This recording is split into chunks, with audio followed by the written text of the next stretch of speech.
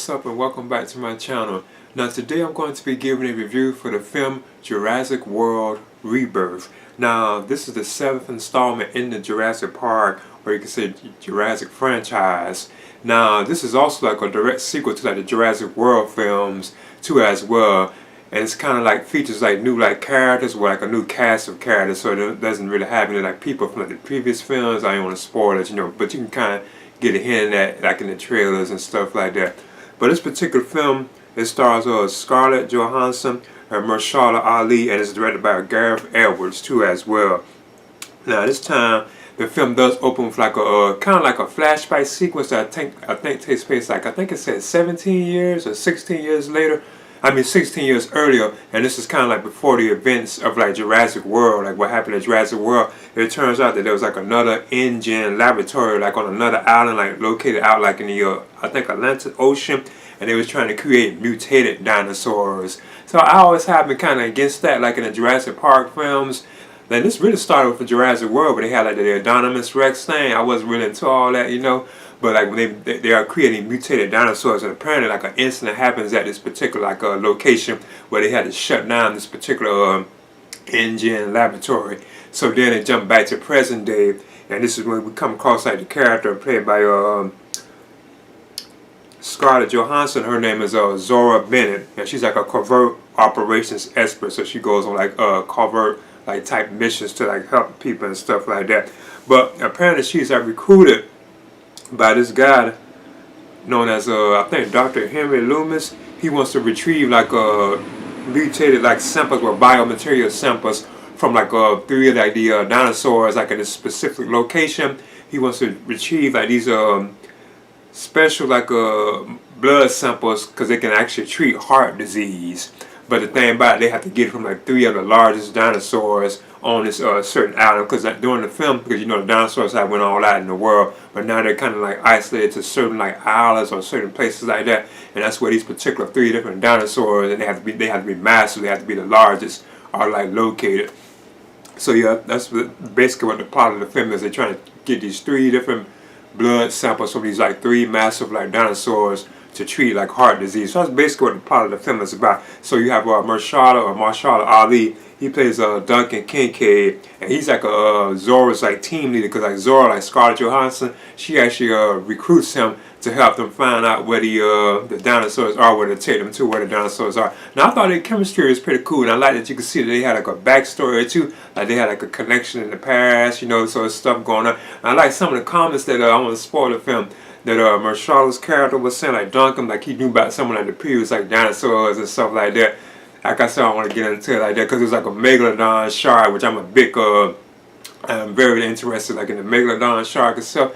It was like a big megalodon jaw behind Scarlett Johansson like in one scene, and he had mentioned that you don't want to run across those like in like megalodon sharks. So I thought he don't really say the name, but you could tell that he referring to the megalodon shark. I thought that was so awesome that Jurassic Park, they are still like teasing like the megalodon sharks. So I think that's pretty cool.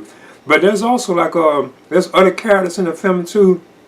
Like you have and one of the things I thought was kind of odd about the film too is like this, and you have a guy in the film. Now his was kind of interesting. Like this I guess you could say he's kind of like the antagonist, like kind of one of them, like the villain. I guess if you had to do it that way. But it does seem like he was they just made him into that. I don't want to spoil it, but it's like that guy. You could tell he was really kind of okay. He's known as Martin, I think, Krebs. And he was like a pharmaceutical representative. He's actually the one who recruits like Jordan Hansen and recruits Dr. Henry Loomis and them to go on this journey to get the 3 samples that they need. He's actually the one that did that, But yeah, he's played by Rupert Friend. I think that's how you pronounce his name. But the other plot point, art that I was talking about in the film that I thought was kind of odd, and it's like I don't know why they did that. It revolves around like this family, like these people, like this father. I think he got 2 daughters, and one of the daughters' like boyfriend is with them too. They're like on a ship, and they get attacked by like I think Mosasaurus, and I think even like the Spinosaurus was there too at one point. Because they end up eventually with like before Zora and Duncan, like Scarlett Johansson and Mahershala characters, they eventually end up with them.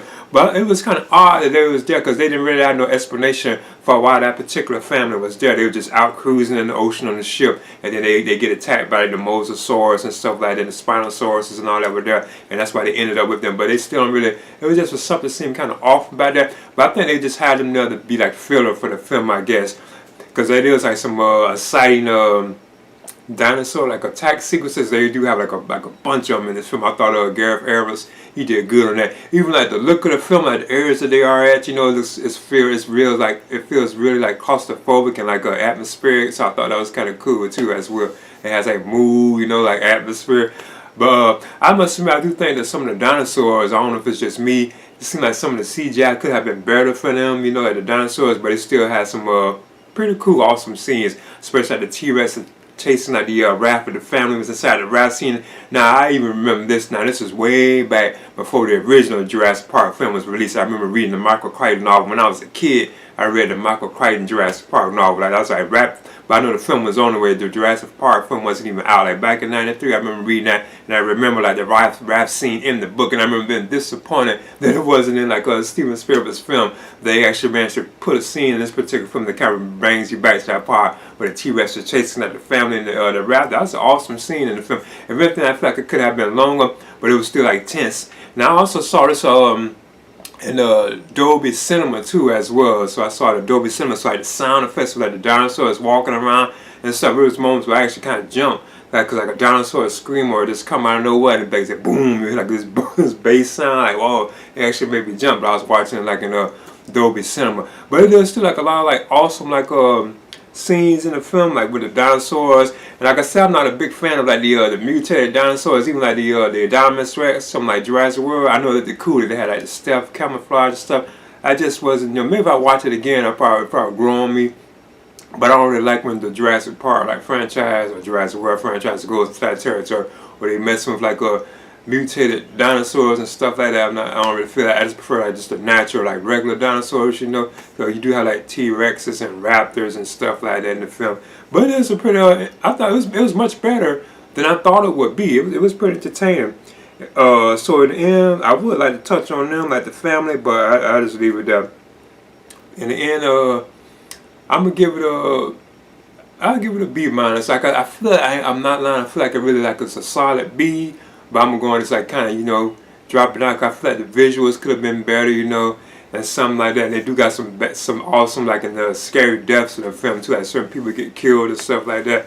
But like I said, you never really feel like you had any like fear of a certain character dying. You just knew this character wasn't going to die, or you just knew this one was going to die. You can already know what to expect basically, because I know how the Jurassic Park films are. But then I'm gonna give it a B minus, and I would definitely recommend it for fans of like the Jurassic Park franchise. Please leave a comment and subscribe too as well.